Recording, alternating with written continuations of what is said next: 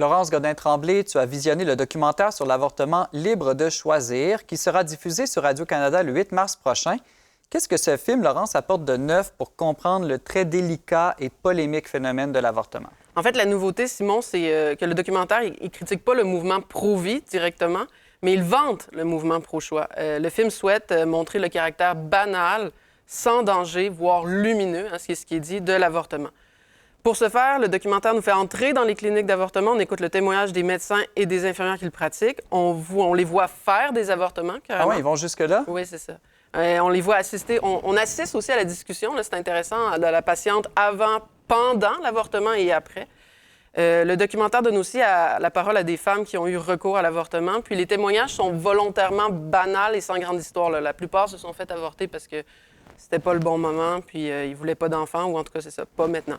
Pas de témoignages de gens qui ont regretté ou qui ont eu une mauvaise expérience. Non, puis on ne parle pas non plus de femmes qui ont été violées ou des choses comme ça, là, mais c'est volontaire. C'est pour dire que tous les avortements sont légitimes. Fait que c'est pour ça qu'on prend des cas aussi banals, là, entre guillemets. Alors, c'est clair que, bon, moi, j'ai pas le même point de vue du tout que le documentaire. Je l'ai trouvé difficile à regarder. Mais le film a toutefois le mérite de présenter une vision cohérente, autant que possible, au sujet de l'avortement. Parce que la position est claire. Comme je l'ai dit, tout avortement est légitime, n'importe quand et pour n'importe quelle raison. Le documentaire termine d'ailleurs par... Un peu, Laurent, n'importe quelle raison. Donc, j'avais prévu d'aller à Cancun à Noël, ça tombe mal, des choses comme ça, aussi banales que ça? Bien, écoute, dans les raisons banales, ils vont pas jusque-là, mais on a par exemple le témoignage d'une femme qui dit, tu sais, bon, tout allait bien, elle aimait le gars, elle était bien financièrement, mais c'était un peu trop tôt dans leur relation. 5 mois plus tard, elle est retombée enceinte, puis là, c'était correct. Fait que 5 mois de différence, c'est quand même relativement banal. Non, 5 mois, oui. Fait que il y a des choses comme ça, oui. Alors, le documentaire, justement, il termine avec une femme qui affirme « Tout choix personnel est valide, tout choix personnel est beau parce que c'est la vie qu'on veut vivre. » Donc, tout choix.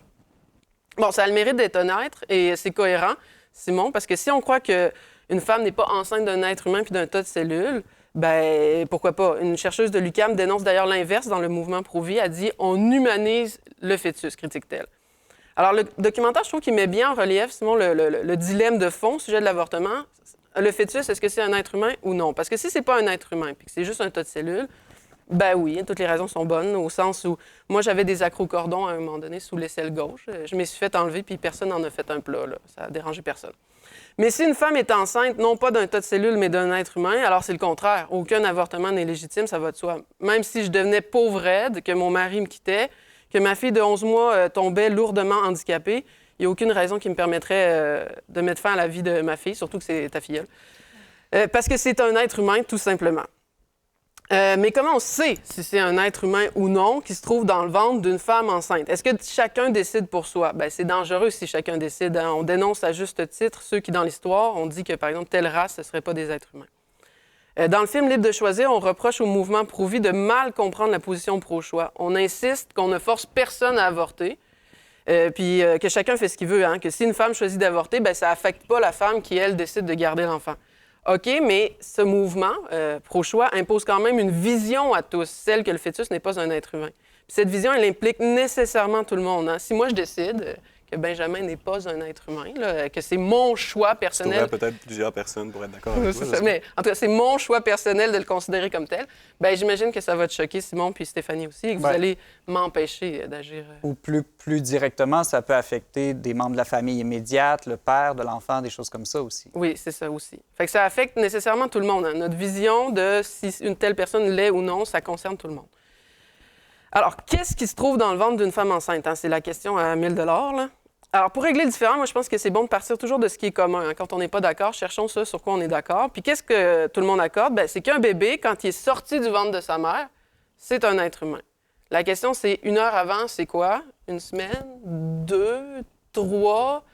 Bon, certains disent que c'est un être humain quand il est viable en dehors du sein de sa mère. C'est un argument qu'on entend souvent, donc à partir de 20 semaines environ. Mais c'est quand même une définition de l'être humain étonnante, au sens où moi, je ne suis pas viable au fond de l'océan, je ne suis pas viable dans l'espace, mais ça ne change rien à qu'est-ce que je suis comme être humain. Alors, quand est-ce qu'une femme devient enceinte d'un être humain? La position pro-choix ridiculiste dit c'est certainement pas dès la conception. C'est vrai que ça n'a pas l'air là, visuellement d'un être humain comme vous et moi. Là. Il y a du mystère, je l'accorde, mais la question, c'est cette vie nouvelle, parce que c'est vivant, sinon on n'aurait pas besoin de l'avorter si c'était pas vivant. Mais cette vie nouvelle-là, qu'est-ce que c'est si c'est pas une vie humaine? À quelle espèce d'être ça appartient? Alors moi, je trouve que c'est ça la question de fond que j'aimerais qu'on se pose au Québec. C'est ça que le documentaire met en relief, je trouve. Là. Qu'est-ce qui se trouve dans le ventre d'une femme?